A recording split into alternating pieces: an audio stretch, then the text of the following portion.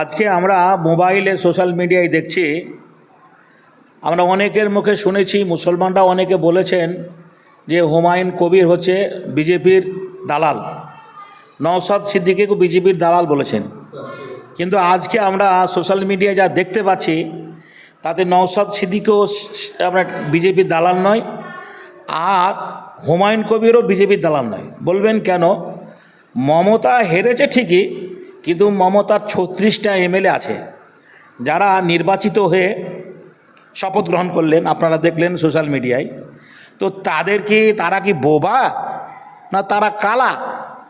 তাদের কারো একজনের কথা বলতে দেখলাম না কুরবানির ব্যাপারে, মসজিদের মাইকের ব্যাপারে, যে এই যে বিভিন্ন জায়গায় আজানের ব্যাপারে। তারপরে এই সেদিনকে দেখলাম না কোথায় আপনার এই নওশাদ সিদ্দিকী পাস করেছে ভাঙড় থেকে, আর সেখানে ওই হাওড়া এসে একটা মানে ভাঙচুর হচ্ছে সেই জায়গায় একবারে সে কি ওই জিসিপির সামনে দাঁড়িয়ে গেল। প্রতিবাদী লোক আছে তো দুটো লোক রয়েছে, এটা আমাদের চোখে বলছি। আপনারা যারা বলেছিলেন যে ও বিজেপির দালাল, তা এখন তো জাতির পক্ষে কথা বলছে দুটো লোক। হুমায়ুন কবির বলেছে, আপনারা সোশ্যাল মিডিয়ায় দেখতে পাচ্ছেন, যে কুরবানির ব্যাপারে কেউ যদি আঙুল তুলে তাহলে আগামী দিনে আমরা তাদের জন্য বৃহত্তম আন্দোলন করব। নওশাদ সিদ্দিকীও বলেছে কোনো ভয় নেই, নির্ভীকভাবে আপনারা কোরবানি করবেন, যাতে কোনো বিধর্মী ভাইদের অসুবিধা না হয়, যে তারা বিধর্মী ভাইরা যেন কষ্ট না পায়, রক্ত মাংসগুলো এদিক ওদিক করবেন না, একবারে মানে সীমাবদ্ধ জায়গায় করবেন, পবিত্র জায়গায় করবেন, যাতে কারো অসুবিধা না হয়।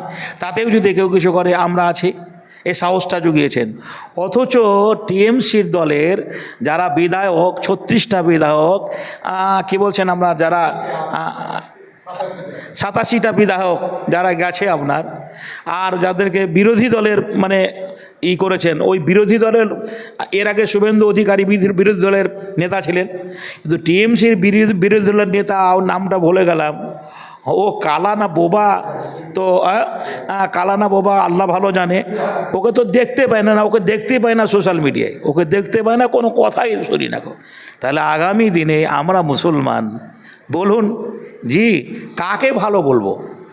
বিচার করার দায়িত্ব জনগণের উপরে, বিচার করার দায়িত্ব জনগণের উপরে। 5টা বছর অপেক্ষা করুন। যারা আমাদেরকে কোণঠাসা করতে চেয়েছে, যারা আমাদের ধর্মের উপর আঙুল তুলেছে, যারা আমাদের মাদ্রাসার বিরুদ্ধে আঙুল তুলেছে, যারা মাইকে আজান দেওয়া যাবে না বলেছে, যারা কুরবানি দিতে গেলে বিভিন্ন রকমের জায়গায় হেনস্থ হচ্ছে, যে তারা 5টা বছর অপেক্ষা করুন, সব ঠিক হয়ে যাবে, সব ঠিক হয়ে যাবে।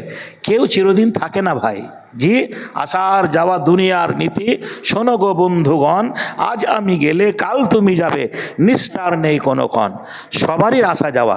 আজ সে ক্ষমতার বলে যদি সব কিছু করে তো আলহামদুলিল্লাহ করুক, এ তো থাকবে না চিরদিন। যে শক্তি ক্ষমতা থাকবে না তাকেও যেতে হবে, এটা মাথায় রেখে যে কেউ উত্তেজিত হবেন না। জি, বিভিন্ন রকমের সোশ্যাল মিডিয়ায় একজন বক্তব্য একরকমভাবে দিবে, তাতে উগ্র হবেন না। শান্তি শৃঙ্খলা বজায় রেখে আমরা যেন আমাদের ধর্মের বিধানকে মানতে পারি। আল্লাহ রাব্বুল আলামিন আমার যেন তৌফিক দান করেন। জোরে বলুন আমিন। ভালো বলা হয়নি মামা?